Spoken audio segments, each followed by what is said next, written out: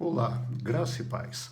Dando continuidade aos nossos pequenos textos, grandes verdades, estamos vendo as profecias messiânicas ainda no livro de Isaías. E hoje veremos a profecia, uma enorme profecia, uma grande profecia que Isaías tem a respeito do sofrimento de Jesus.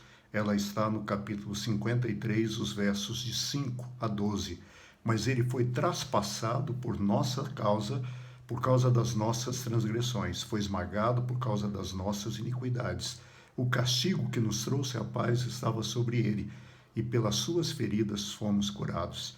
Todos nós, como ovelhas, nos desviamos, cada um de nós se voltou para o seu próprio caminho, e o Senhor fez cair sobre ele a iniquidade de todos nós. Ele foi oprimido e afligido, e contudo não abriu a sua boca. Como um cordeiro foi levado para o matadouro, e como ovelha que diante dos seus tosqueadores fica calado, ele não abriu a boca. Com julgamento opressivo ele foi levado. E quem pode falar dos seus descendentes? Pois ele foi eliminado da terra dos viventes. Por causa da transgressão do meu povo, ele foi golpeado. Foi-lhe dado um túmulo com os ímpios e com os ricos em sua morte, embora não tivesse cometido nenhuma violência, nem houvesse nenhuma mentira em sua boca. Contudo, foi da vontade do Senhor esmagá-lo e fazê-lo sofrer. E embora o Senhor tenha feito da vida dele uma oferta pela culpa, ele verá a sua prole e prolongará os seus dias, e a vontade do Senhor prosperará nas suas mãos. Depois do sofrimento de sua alma, ele verá a luz e ficará satisfeito.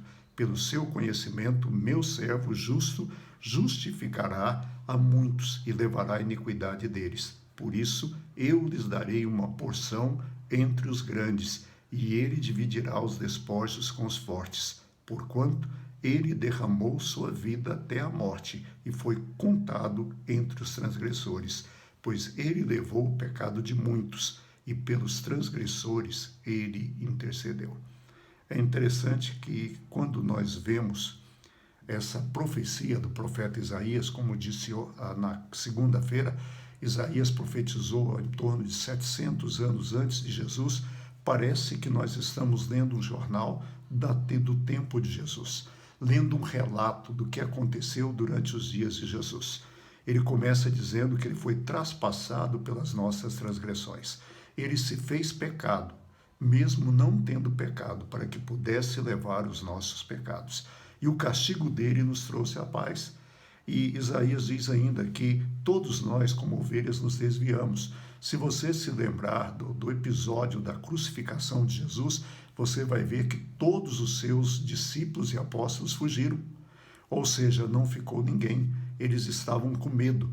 Eles se desviaram, eles fugiram, mas o Senhor fez cair sobre ele a nossa iniquidade, sobre Jesus. Ele foi oprimido, afligido, contudo não abriu a boca. E é interessante vermos o julgamento de Jesus, que Pilatos, que Herodes, todos eles querem que Jesus fale, mas Jesus não fala. Jesus é conciso, ele fala o estritamente necessário. E quando Pilatos está falando, Pilatos pergunta para ele: você é o rei dos judeus? Jesus disse: foi você quem disse. E aí ele pergunta: mas o que é isso? A verdade. Pilatos pergunta: o que é a verdade? Então vemos que ele ficou calado. E mais, como o cordeiro foi levado ao matadouro, não abriu a sua boca. E o que é interessante, ele foi eliminado da terra dos viventes por causa da nossa transgressão. E é interessante que Jesus morreu entre dois pecadores. À sua direita e à sua esquerda estavam dois ladrões. Ele foi contado com os criminosos, mas ele foi sepultado no túmulo de um homem rico chamado José de Arimateia. Esse homem, ele cedeu o túmulo, então ele morreu entre os pobres, mas foi sepultado entre os ricos. E o que é mais interessante, a vontade do Senhor foi esmagá-lo. Foi da vontade de Deus que ele sofresse, que ele morresse por nós. E aí ele morreu por nós, e depois do sofrimento ele verá a luz. Jesus morreu, ele foi crucificado, morreu, mas no terceiro dia ele ressuscitou. Esse é o grande diferencial. Todos morrem, e Jesus também morreu, só que só ele ressuscitou. Todas as religiões, todas as demais religiões, têm o túmulo dos seus fundadores. O túmulo de Maomé, o túmulo de Buda, estão lá. E os seus ossos estão lá. O túmulo do nosso Senhor está vazio. Por quê? Porque ele ressuscitou. Ele sofreu, padeceu, mas os seus olhos viram a glória. Por isso, o texto diz: lhe darei uma porção entre os grandes, ele dividirá os despojos com os fortes, porquanto ele derramou a sua vida até a morte. Foi isso que Jesus fez. E o que é mais interessante, que o que Jesus fez não foi uma obra do acaso.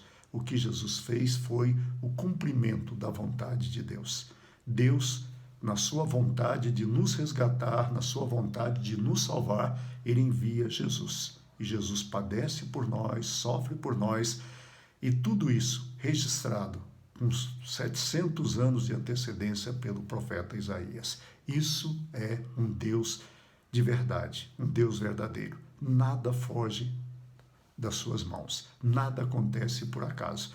Como disse Albert Einstein, Deus não joga dados com o universo. Nada acontece por acaso. Que Deus nos abençoe e até amanhã, se Deus quiser.